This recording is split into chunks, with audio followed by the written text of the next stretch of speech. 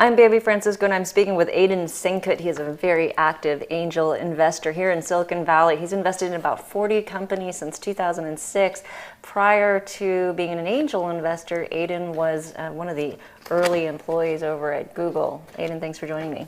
Thanks, Bambi. You've had thanks for having me here. A lot of success from Mint, just bought by Intuit, Aardvark getting a lot of buzz, PowerSet sold to Microsoft, Disqus. So wow, you're really kind of building up a huge portfolio. Are you done investing this year? How many investments do you think you'll be doing this year? No, actually, I've taken a little break. I became a new father, first-time father in May, but have been kind of picking the speed back up. And I would say it's probably going to be around 10, 12 investments this year in total.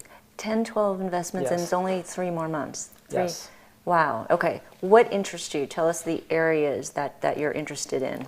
So I think it's a combination of two things. So one is, again, interesting companies that are being created, right? There's a huge amount of interesting companies with very small, scrappy, cash-efficient teams with great technology, great IP that are already getting traction, that there is definitely something there. So that's kind of one.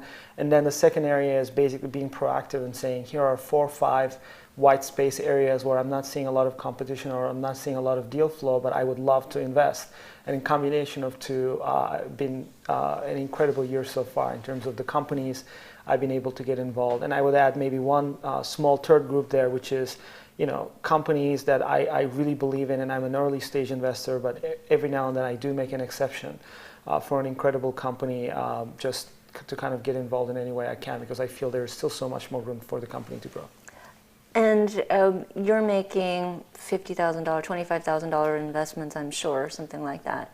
It's in the range. I would say 25 to 100K per round, and then on aggregate, there has been numbers that are larger than that over multiple rounds. What do you think the valuation for companies? There's thousands of entrepreneurs on the site and thousands of companies on Vader, and many of the entrepreneurs probably wonder what kind of valuation should they be thinking about if they're raising $200,000 or $500,000?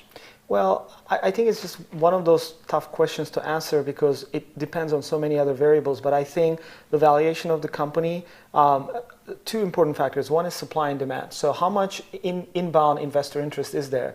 And to the extent they can leverage that and get a high valuation for their company is great. But in my opinion, it should also fundamentally reflect the reality of the company. I mean, early stage, there aren't a lot of data points to go by, so there isn't as much fundamental. But whatever valuation they end up getting, they're going to have to build the company to that level. So if the valuation gets way ahead of where the fundamentals of the company is, that can kind of play a double-edged role. That can be a double-edged sword in the sense that it can affect later on their success in raising new rounds or being able to exit the company or being able to have enough alternatives what they can do.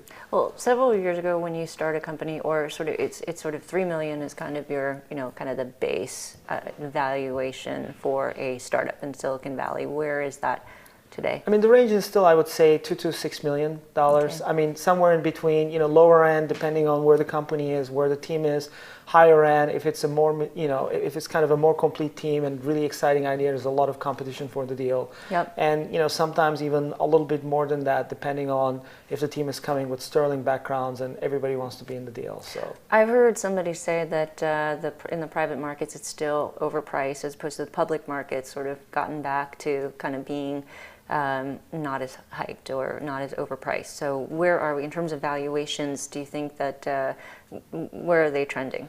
I think the issue there is there's still a lot of cash in the industry, and valuations, I'm seeing 2 decoupled trends. So one is, I think for the startups where there isn't a lot of inbound interest and it's not a hot area, the founders are having a really hard time because I think there is still kind of transition in the industry and people only want to make investments in companies that are perceived as great potentials and low risk.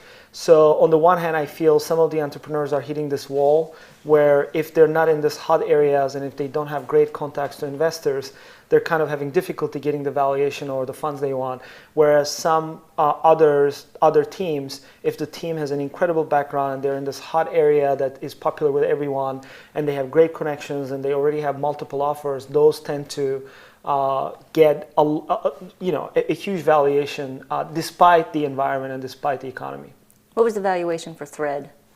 The valuation for Thread, I'm not exactly sure what the final number ended up being. I was talking to Brian Phillips about it, but I think it was a good number for him. I think he ended up getting a lot of inbound interest, so he like was able to raise or? great funds and at a good valuation. Was it at the high level, so $6 million? I would say again it was in the 2 to 6 million range. I don't know what the final number ended up being since I'm not in the syndicate. How does someone get investment from you?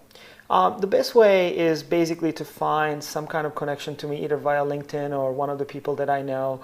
Referrals are really important, and it's just one way of qualifying. Obviously, if somebody I already know, it's easier.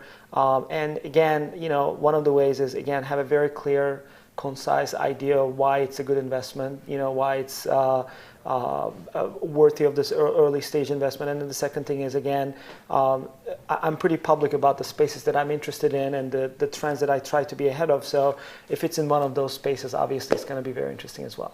Okay, and people can also reach you on Vader too if course, they want to get in touch with course. you. So we're gonna keep you around because we're gonna talk about some of the trends that you mentioned. That sounds great. Great. So I've been speaking with Aydin Senkut. I'm Bambi Francisco.